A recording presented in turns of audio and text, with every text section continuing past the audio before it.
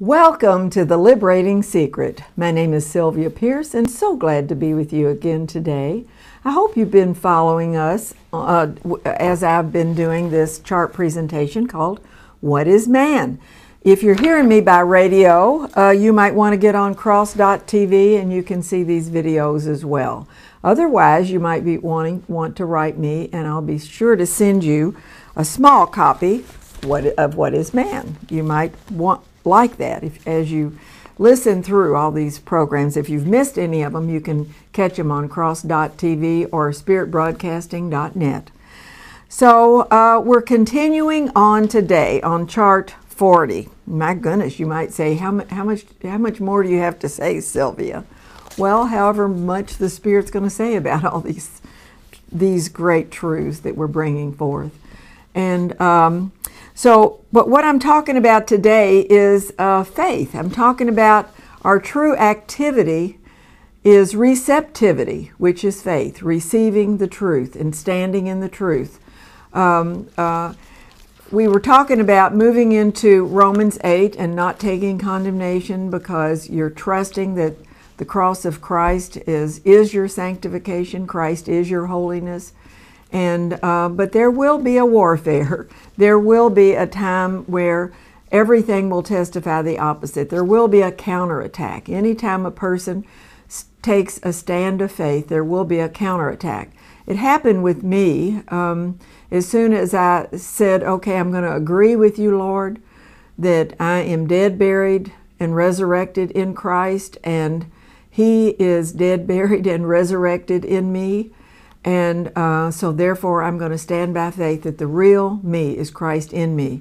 And that's who I really am. And as soon as I did that, boy, was Satan mad. And he certainly did pour some opposition on me. Now I want to tell you that's normal.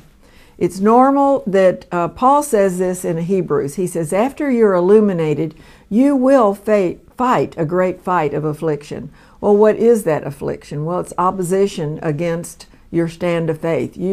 If you read any in the New Testament about all the apostles, they all were opposed greatly. And of course, Paul writes down all of the opposition that he had. That's in 2 Corinthians chapter 11. If you want to see what Paul went through, well, just read everything that he tells us in chapter 11 of 2 Corinthians. So it's the activity of faith. God has to wean us away from outer appearances. He has to wean us away from how we feel, how we think, and the realm that we've always lived in, which is really three-dimension with spirit, with all of our natural senses governing our life. He has to wean us away from that, because when we've accepted Christ and He has moved inside of us, we really are spirit people. We're spirits. Clothed in soul and body is what we are. We're really a spirit being. Now, most of the time, most of us don't even know that we're spirits, but we are. But we're clothed in human flesh and blood. And my flesh and blood is still fallen to attack from Satan. And I will be attacked by Satan. And God means that, just like He did in the life of Job. He meant for Satan to come against Job in every way that he could. He did bodily. He did by his family was lost, his properties, all his goods. His body was even touched with sores. So God does mean for Satan to come and attack us. I mean, it's clear in Job. Satan wasn't even thinking about Job, and God said, "Have you considered my servant Job? And he's righteous." And Satan says, well, yeah, because you've got a hedge around him, you won't let me have at him. And God says, go ahead, have at him. So this happened twice. And so God means for Satan to attack us. Wow, that's a pretty strong statement. A lot of people say, oh, no, God would never mean that. Well, if you read the New Testament, you will see that God drove, or the Spirit drove Jesus into the wilderness to be tested by Satan, or tempted by Satan. Now, does God do the temptation? No. James tells us no, that's not true. God cannot tempt us with evil. But he can certainly send Satan after us, and he certainly did, even his son Jesus, because he learned obedience by what he suffered, and he was made perfect by his suffering. And we are too. We're made complete by the things that we suffer. That's why the little book of James, and I love James. I used to want to tear it out of my Bible thinking, oh my gosh, he was anti-Paul, because it appeared to be anti-grace and more back into works. But if you read it by the Spirit, that's not what he's saying. And he cannot be a works man if the first part of James says, count it all joy when you fall into diverse temptations and trials. Why would James say that? Count it all joy when you fall into diverse temptations and trials, because the trying of your faith works patience, and let patience have her perfect work, that you might know your whole complete, lacking nothing. So to know your wholeness and completeness in Christ, so that you do not lack, you're not living from your soul, you're not living from your flesh, will take some trying of your faith. It will take that. And the fires of that burning within us burns all the dross, and finally brings forth the purity of what God means to bring forth in our life. So that's why we do have trials and temptations, and God means for us too. And so, yes, he allows Satan to come after us, because even Jesus was weak after 40 days, 40 nights, not eating anything, and being tempted by Satan. He came out very weak. But we have to know that our humanity is nothing but a weak and helpless expression of the life of another. That's the point. And when we know that, we will know that we're whole, complete, lacking nothing. I'm not living in lack. You know, I think of Psalms 23. David says, the Lord is my shepherd, I shall not need, I shall not want. In other words, he's not a needy person anymore.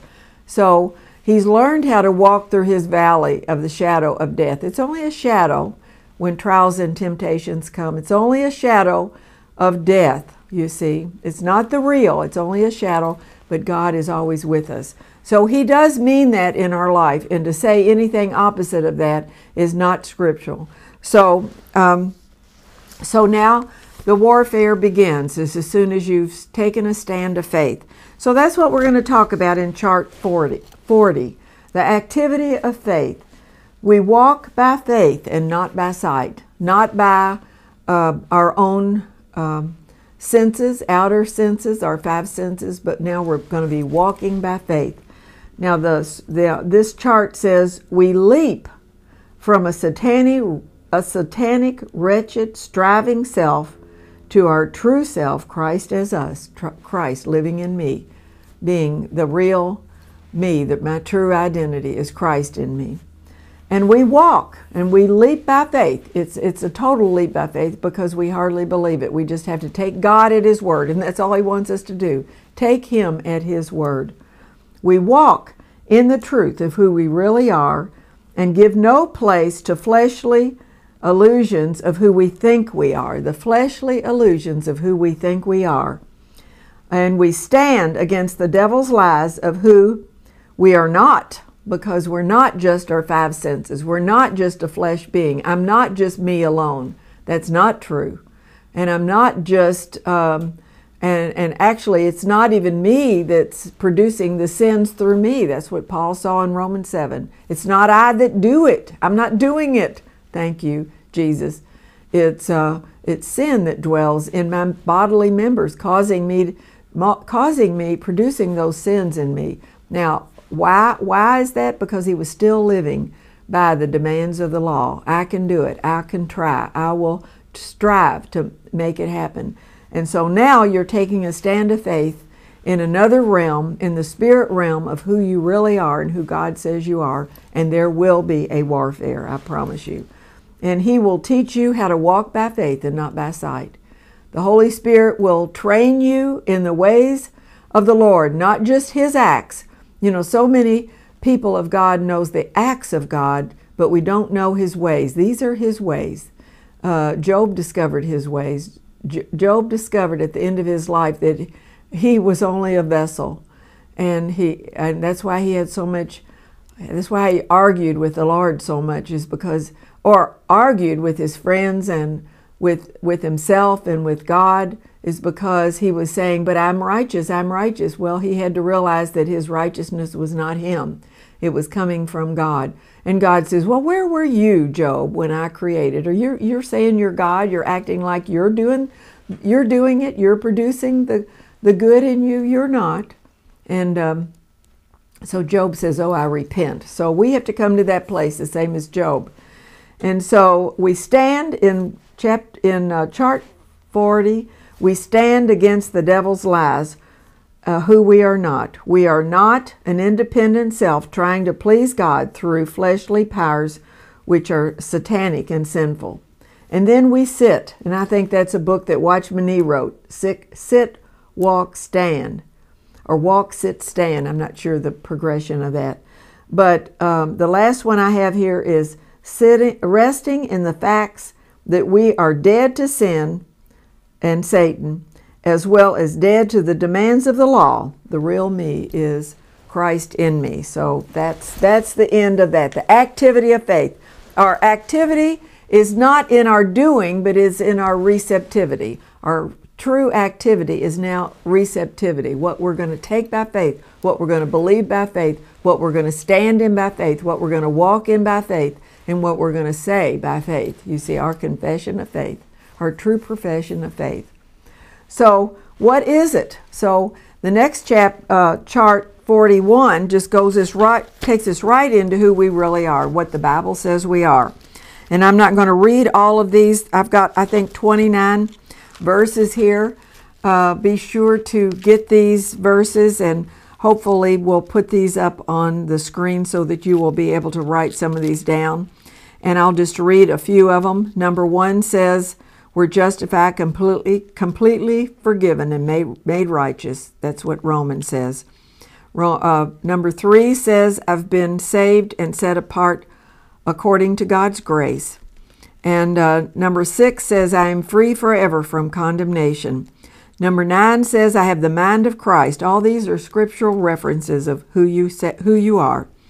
Number 11 says, I've been established, anointed, and sealed by God in Christ. I have been given the Holy Spirit as a pledge guaranteeing my inheritance. Number 15 says, I've been blessed with every spiritual blessing. Number 18 says, I have direct access to God through the Spirit. 21 says, I've been rescued from the dominion of Satan's rule and transferred into the kingdom of Christ. 27 says, because I am sanctified and am one with the sanctifier, he is not ashamed to call me his brother. 29 says, I've been made right to and come boldly before the throne of God to find mercy and grace in the time of need. So there it is. This is chart number 41 and 42. And you may write me, like I said, and be sure to get that list, because I love that list. Remind you, I used to put this on my refrigerator to remind myself who I really was, because I didn't feel like it, I didn't think like it, I didn't seem like it, because I was judging myself from my soul and my body. What I've always seen myself to be, what I've always identified myself to be, is my needy soul and my fleshly body, which is not true. The real you is spirit, and you're joined to Christ in spirit. So the real you is joined to Christ. So he is your true identity. So let me move past 41 and 42, and we're going to come to 43. Now, I love this one because it's what Jesus prophesied in John 17 when he was praying to his Father. And I usually say at this point, I like to read John 17 because Jesus is praying to his Father right before he goes to the cross. And I always say, if you're going to pray your final prayer to your Father, you're going to pray for the people that you're leaving behind. You're going to pray the most important thing that could be in your whole life. And I think Jesus prayed that in John 17. It's one of the greatest prayers in the New Testament. I advise you to look that prayer up and read that whole chapter. But in that chapter, Jesus is prophesying of the people that would follow him. And let me just read you a part of that chapter. I'm not going to read the whole thing. John 17, the great intercessory chapter. Thank you, Jesus, the prayer of intercession, because he's praying on our behalf. So what does he say? He's saying to his Father, Father, the hour is come, glorify thy Son, thy Son also may glorify thee, as thou hast given him power over all flesh. Jesus is saying, you've given me power over all flesh. So don't think, I love that verse, because we all think we can have power over our flesh. No, it's Jesus that has power over your flesh. So surrender your flesh to him. He has power over it, not you, nor the devil. So Jesus has power over all flesh, he says, that thou should give eternal life to as many as thou hast given me, not to all, but as many. So, and this is eternal life, that they might know thee, the only true God, and Jesus Christ, whom thou hast sent. Knowing is being one with. That's what the word know means right here in the New Testament. It's the same word used in Genesis when Adam knew Eve. So it's a sense of intercourse. It's interpenetrated spirit. His spirit in my spirit causes me to know that I know that I know, that I might know him, the Father, and know his Son, Jesus Christ. This is eternal life. So it's not good enough to know about. We've got to know our oneness with Christ. That's why this next chart 43, our oneness with Christ. Now I'm going to skip on through in this chapter and read this part that Jesus said. He's talking about the disciples, and he's talking about us. He's not saying, neither pray I for these alone, meaning his disciples. And he said, I pray for the ones that I have kept. I've kept them all except one, the son of perdition. And of course he was talking about Judas Iscariot. And neither pray I for these alone, but for them also which shall believe on me through their word. I love that. Believe on me through their word. See, it's our word. We're gonna have to speak the word in order to believe. You're going to have to say personally, I believe. I take you by faith. I know you by faith. It's got to be a subjective truth to you. That they all may be one, as thou, Father, art in me, and I in thee, that they may be one in us, that the world may believe that thou hast sent me. And the glory which thou hast given, I have given them, that they may be one, even as we are one. I in them, and thou in me, that they may be made perfect in oneness. All right, that was his prayer. What is that? That we might know that oneness, yes, and walk in that oneness, and know it. Know that we are one with Christ, not two, but one. Now, does that dissolve the two? No, the two become one. That's what the Bible says. The Bible is always joining the two that makes the one. And yes, it's two, and I don't disappear to the place that I don't have a human self. I do have a human self, but my human spirit self is joined to his Holy Spirit self, the I am with the I am. You see, that's why God said that to Moses, I am that I am, is because his I am, his spirit is joined to my spirit, and we are one. Does that mean that it's impossible for me to sin? No, I'm not saying that. It was possible even for Jesus up to the last. That's why Gethsemane was so, he sweat drops of blood, because he was sweating over that. The possibility of him not going to the cross was there, and that's what he sweated over. But he surrendered. He was obedient unto death, Philippians tells us, even the death of the cross. So, no, it doesn't dissolve the fact that we're two, but yet one. But we operate and function as one. The way he got to the cross was he recognized his oneness with the Father. He didn't have the power to do it. It says the eternal Spirit purged our sins. In other words, through the eternal Spirit, he went to the cross. He did it by faith in the fact that he was one with his Father and one with his Father's will. So he knew oneness with his Father, and he wanted us to know oneness with him and the Father. And that's what eternal life is, to know that oneness. And so this chart, number 43, is oneness with Christ. It is God's intention to have a race of little Christ. That's what Martin Luther says. Now that seems pretty strong to say, and most people are saying, you're saying we become God, we become Christ. I mean, as much as I have taught this, and as many times as I say, no, the you in me that's the vessel never becomes the content. We never become Christ, but he comes inside of us and he takes our place. He takes my place for living. He takes my place and gives me peace. He takes my place and is my love. He takes my place and is my righteousness. So, but I never become righteousness. I never become peace. I never become agape love. Not the vessel. The vessel only contains and expresses the life of Christ. Now, that's what Jesus did. Jesus never said, I am the Father.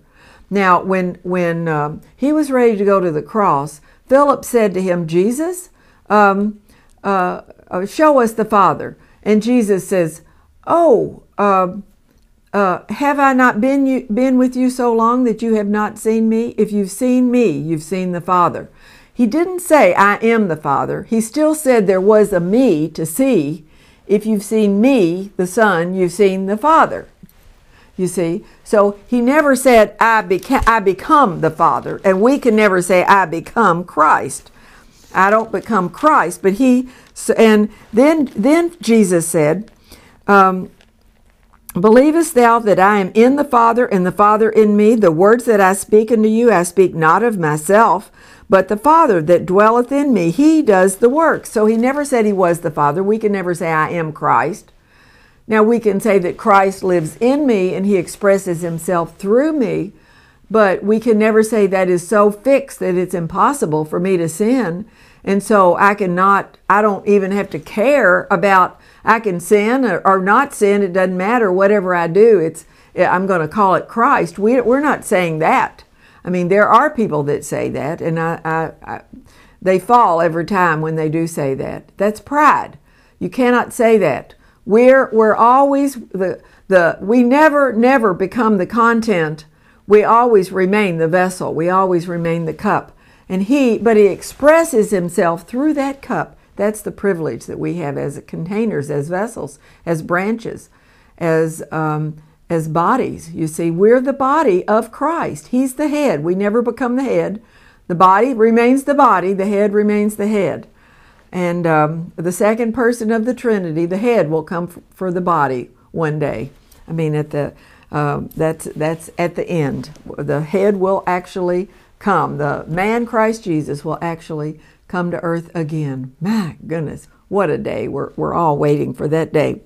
But until then, we need to know our oneness. I mean, if you want to be ready for the end of time, you need to move into the eternity. You need to move into eternal living and start living this eternal life that we already have. We basically don't have timed life. We've got eternal life. Well, yeah, we're in time, but basically we have the Christ within us. Christ within us is eternal. So, in a sense, we live in time, but we're not of it. We live in this world, but we're not of it. We live in a flesh, but we're not of it. You see, that's the whole difference. We have a self, but I'm not of it. It's really Christ in me, you see. So, back to this chart 43, very important chart, that God intends to make a race of Christ. Now, not the head, but the body, bodily form. I mean, you can't separate the head from the body. I mean, for heaven's sakes, you can't separate that. So we're the bodily expression of the head. That's all you can say. Through the cross, I am the human bodily form of Christ, who is the head, you see. And we are the visible form of the invisible God. Wow. Okay, God is spirit, so he needs a body to manifest himself through. That's why God the Father was incarnate in Jesus. And he came inside of Jesus, and came in bodily form as Jesus, the Son. And now the Holy Spirit has come inside of us because the Holy Spirit needs a body to manifest His fruits through. That's right. So we're the visible form of the invisible God. And Christ interpenetrates our being and unites Himself to us. He becomes the essence of who we are. He in me and I in Him. That's exactly what Jesus is saying in John 17. I'm not saying anything that the Bible is not saying. I'm not saying anything that Jesus is not saying. And it says an example of that, and I always love it. This example is fire and iron unites as one. They are one, yet they maintain their distinctiveness.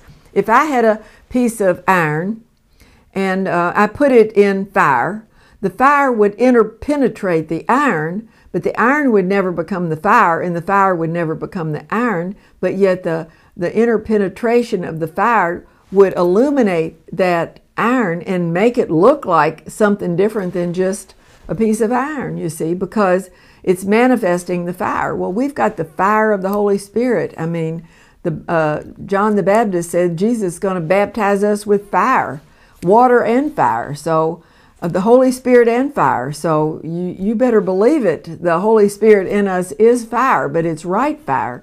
It's the kind of fire that the sun is. It just blesses the earth with its warmth and sunshine, and that's what we do.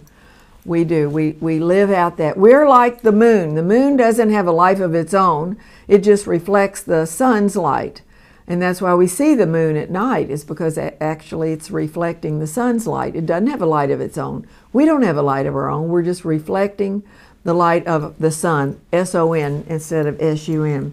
So we're one, and this is what Jesus prayed for, but yet two, but we're one. So you can never say, it's like a paradox. It is a paradox. We're one with Him, yet it never dissolves distinctiveness. I remain. I'm Sylvia. I'm going to be Sylvia through eternity. I'm going to have a new name. And it says, maybe it's written on a white stone, so maybe we'll know it now and maybe we won't. But I'll have a new name. But I'll always be Sylvia. But yet not Sylvia, because I'm really expressing the life of Christ. Just like Lucifer was meant to do throughout eternity. Lucifer, the name Lucifer is light bearer. And he lost that light because he said, I'll be my own light. And instead, he became the prince and power of darkness. He imploded. The light that was in him became darkness. But now, Jesus says, you are the light of the world. Now, that's a very interesting statement. We know Sylvia is not the light, that the light is in me. That's really Christ in me that's the light. But Jesus says, you are the light of the world. So he talks in oneness terms. So that's what we say. We talk in oneness terms, but yet never dissolving the fact that there is a human you that's a vessel that contains the life of another. So thank you so much. And I know these are really, really probably strange truths that you're hearing, because you hardly ever hear this anywhere, but I feel totally compelled by the Spirit to be saying this to you. So Jesus said it, and I'm saying it. I'm just repeating what Jesus said. So bless you, and thank you so much for joining me, and may God richly bless you and enlighten your own understanding to who you are and who Jesus is in you. Thank you. Goodbye.